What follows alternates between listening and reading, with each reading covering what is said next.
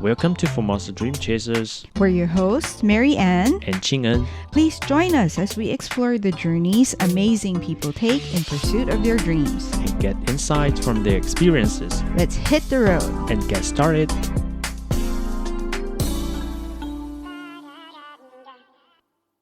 Welcome again to the show. Today we are honored to have with us Mr. Pavlo Tanasyuk, CEO and founder of Spacebit, a UK-based space company developing space robotics technology for lunar and planetary missions. Spacebit is the only commercial company scheduled to fly 2 lunar missions in 2024, and we are very privileged to learn from Mr. Tanasyuk's journey on how he started Spacebit and what he is doing to achieve his dream. Welcome, Pavlo, and thank you for joining us today. Thank you very much. I'm glad to be here, and thank you for inviting me for this broadcast. And we heard that it's your first time in Taiwan. So how have you been? Absolutely. It's my first visit. I've been here for 3 days now, and I love it. It's amazing cultural experience, and people are very, very friendly as well. Oh, so glad to hear that. Thank you. And let's dive right in. Let's talk a little bit about your background. You graduated from the London School of Economics and Political Science with a master's degree in Management and Information Systems. Mr. Pavlo Tanasyuk also has a Master of Philosophy degree in Technology Policy from the University of Cambridge Business School and Department of Engineering. So it's Cambridge MIT Institute. So could you please share with us how your interest in space exploration began and what prompted this? Has this always been a dream or goal of yours? Well, it's a very interesting and personal question. Actually, I had a dream of doing space-related activities since I was a child. Recently, my mother has found a note that I wrote when I was 9 years old, and it says that I want to do something in the future which is related to space. She kept this note until this moment, just before our moon mission, and she showed it to me. I was positively surprised. I don't remember that. But it didn't start with space. I went to university, LSE in Cambridge, and then I started working in consulting. After consulting, I was one of the founders of the largest Eastern European payment system. So it was called Monaxi, and it was one of the largest one. And then we had the chance to sell it. And after the exit, I said, well, I have a little bit of money now. Why don't I do something that I really like? And I decided to do space. So I started my company in 2014, right after selling my fintech business. And I've been running it since then. So 10 years. Oh, that's amazing. It's been a journey, I'm sure. Maybe you can share with us why you feel like space or lunar and or planetary exploration is important.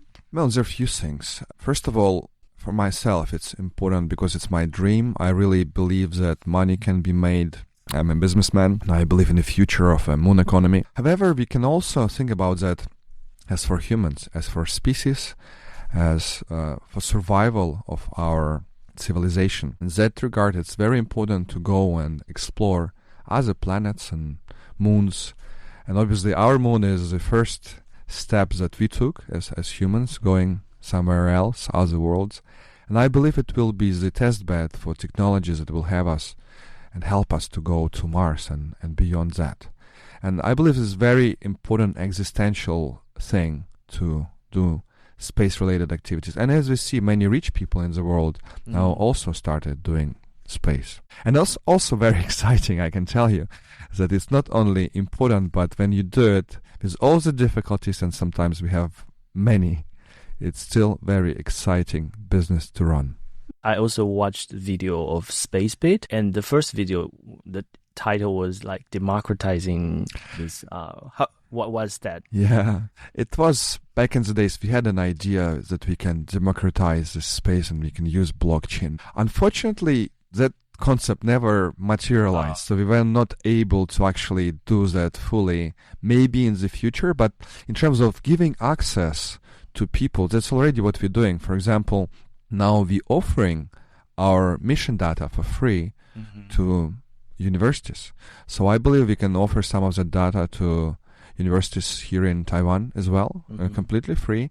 And I believe that democratizing that initial idea that I had back in the days, even though not fully, but partially started to realize by sharing the data, by including people and engineers from around the world to run a space mission.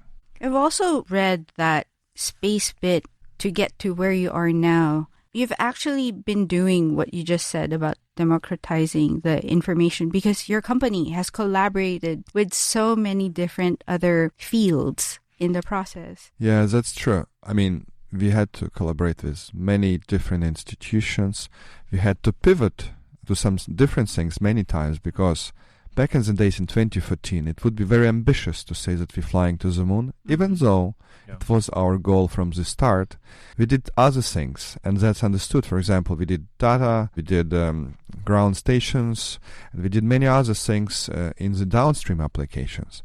But when we talk about exploration, going beyond the orbit, going to the moon, it's a completely different thing, and obviously technology is not very well developed. So everything that we do at Spacebit and everything that our partners do in the United States and elsewhere, it's almost from scratch. So even though we have heritage of running moon missions more than 50 years ago, the new technology and the new principles force us to do everything from the scratch. And it's exciting because you don't really know what has to be done, and it's like an open book. And we're writing this book and we're creating history by doing those small steps. It's like an adventure. It's definitely an adventure. And sometimes it's a roller coaster. Yes. You have ups and downs. Yeah. Going back to what you mentioned earlier about how going to space may sound like science fiction to some people back in the day when you first started. So how did you overcome this perception to make them believe that this dream of yours was actually possible? What is the most important is when you wake up every morning to believe in it yourself. Because there were days where I would even question myself that what I'm doing is possible. And only a few months ago, when we had the first mission to the moon, I finally kind of realized that, okay, I'm on the right pathway. And with people, you just have to be persuasive. You have to believe in what you believe. And obviously, you have to do a lot of explanation as well. And that's okay. That's part of the job. We do education. We do global outreach and STEM, educating not only adults, but also children. Like in the UK, we had programs where we would include children from universities and schools to learn about space and what is possible in space. I was speaking on stage with the first UK European astronaut, Tim Peake. So we shared the stage with him and we were talking about the importance of STEM for future generations. Because when we hire engineers, they're mostly fresh from school, actually.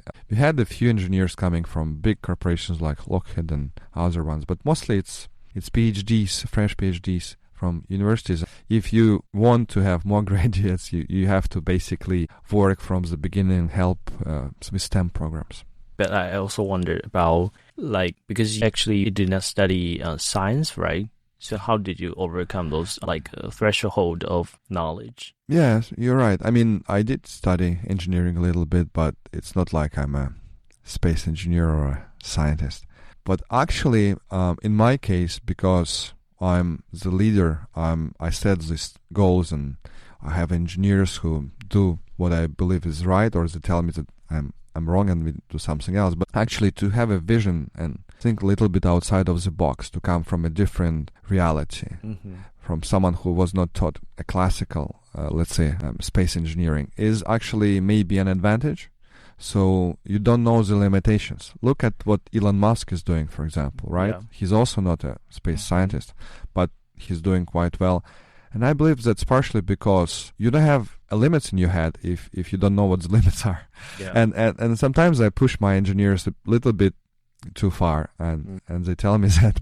But I believe that vision and dream is sometimes more important than technology, because technology can be advanced and we can get there. But if there is no vision, if there is no dream, you can't really do anything. So that's very important, especially in space. We were looking into your company's information. Would the vision be to advance the progress of humankind through space exploration? Is that your vision? Yes, absolutely. I believe that among the business goals that our company has, we are part of the global movement to expand our civilization, to go beyond Earth and go to Moon, go to Mars. Someday even going beyond that to other solar systems. I believe it's extremely important for our civilization to survive, to expand, to do that. Moon is just the first step on our way. It's a very important step because we will test a lot of technologies during our moon exploration, and hopefully there will be even permanent bases on the moon very soon. But I'm still kind of curious. Can you elaborate more on what we are going to do with this exploration of the moon? So at the moment we are at pre-exploratory stage. It means that there are robotic missions, a number of robotic missions from United States and other countries who collaborate, as well as from China. And recently we also have seen India doing certain steps to the moon surface to study, to see what kind of conditions there are, what kind of technology we can use. So it's the first step before humans come. And humans will come. Obviously, we know about the American program, which is Artemis. I believe there is a program that China is doing as well, which we less know, but it's also quite advanced stage now. And I believe that after that, we will see what kind of resources we have on the moon, what kind of base we can build on the moon, what we can actually do. So we already know a few things about the moon, about the minerals that we have, about the helium-3 that we have there. What we don't know for sure, if there is water in the form that we believe is usable to extract and to use as a fuel. This is super important because if we got water, and we believe from the preliminary data from the satellite circling the moon that there is water at South Pole, but it has to be confirmed physically by accessing the water and kind of looking at what kind of condition this water is. Is it frozen water? Is it like what kind of water is that? And then obviously if we have it, suddenly the moon exploration becomes much, much easier because we can have hydrogen engines and we can use water to get hydrogen, and that means that we can get many payloads from the lunar surface back to Earth at much lower cost. At the moment, the cost of flying a payload to the moon is about $1 million per kilogram. And to fly something back, it's much, much higher. I can't even put a number on it because we haven't seen any successful missions from United States recently to retrieve the samples. So when we have, I'll tell you the price point, but maybe it's 100 times that. So Right. maybe like 100 million per kilogram or something like that to get something back. So if you have water, it suddenly becomes cheaper because you don't need to bring fuel. You save cost going there and you save cost on the way back. And in that case, we will definitely build what we call a lunar economy, and we'll have bases all around the moon, and we'll definitely have very soon the international station around the moon, and it's already been designed and it will be built soon. So they were replacing ISS with the moon base around the moon. And obviously around the moon is a bit easier, so you don't have to burn that much fuel kind of landing and then restarting from the lunar surface. But it's still very, very complex thing to do. It's amazing to me just thinking about that because growing up, all of us were just looking at this as like stories. And it's now becoming reality. And how amazing you must feel to know that you're part of this. Well, it does feel sometimes, but most of the time it's just work. Speaking of work, your company Spacebit has achieved a milestone with Asagumo. Yeah. And could you share with us where the name comes from? Absolutely. We worked on different types of robots. We have like 3 or 4 different robots. Most of them have wheels. So basically they're conventional design, like our cars that drive. But we also have a very interesting robot that has legs instead of wheels. And it will be, we hope, the first ever rover or robot to basically walk on the moon. So in the past we had humans walking on the moon, and it will be first one non-human robotic system to walk on the lunar surface, which is quite amazing. And we call it Asagumo, which is a Japanese name, and it stands for morning spider. That's all the time we have for today. Don't forget to join us next week as we continue our chat with Mr. Pavlo Tanasyuk, founder and CEO of Spacebit. He continues to share with us how Spacebit will drive space exploration forward and give some advice on how he overcomes the many challenges he encounters as part of his journey. Again, this is Qing En. And Mary Ann. See you guys next Sunday. Bye.